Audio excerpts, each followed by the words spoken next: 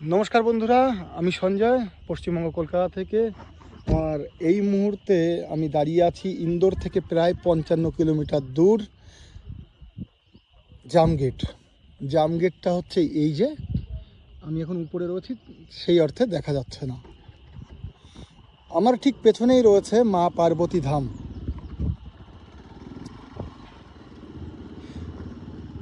মা পার্বতী ধাম অবস্থিত পাহাড়ের চূড়ায়।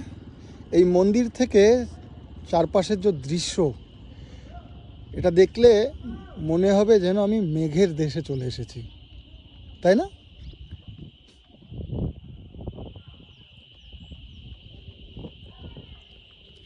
এই যে হচ্ছে জামগেট।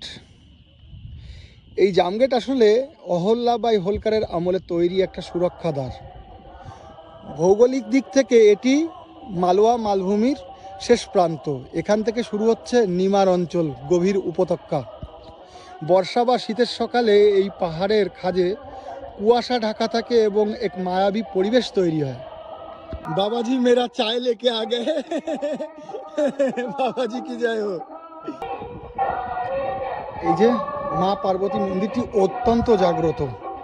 পাহাড়ের শান্ত পরিবেশ আর হিমেল হাওয়া আপনার মনের শান্তি দূর, মনের ক্লান্তি দূর করে দেবে। সত্যি কথা বলতে এটা স্বর্গের থেকে কম নয়।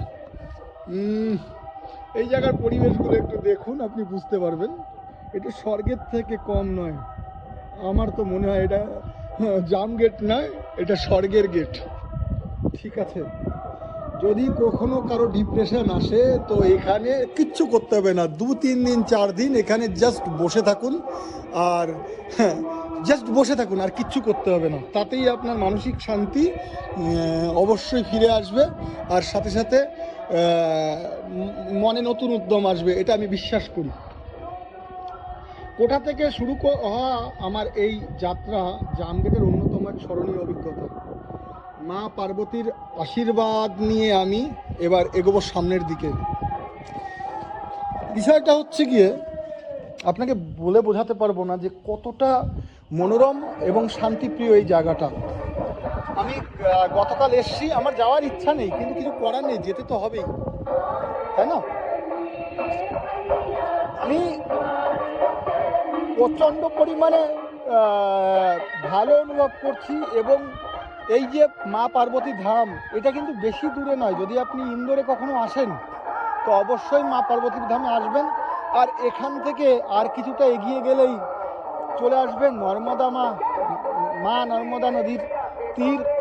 আর এখান থেকে অমরকণ্টক পর্যন্ত আপনি যেতে পারবেন। এটা অসাধারণ জায়গা। আর এখানে আপনি কোনো হাইওয়ে ন্যাশনাল হাইওয়ে পাবেন না, স্টেট হাইওয়ে পাবেন, এবং সেটাও গ্রামের মধ্যে দিয়ে।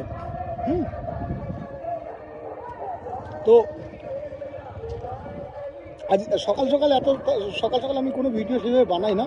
আজকে এই পরিবেশ দেখে আমি না বানিয়ে থাকতে পারলাম না। আর আপনাদের আমি দেখাবো কিছুক্ষণ পরে জামগেটটা অ্যাকচুয়ালি এই যে দেখতে পাচ্ছেন এটা।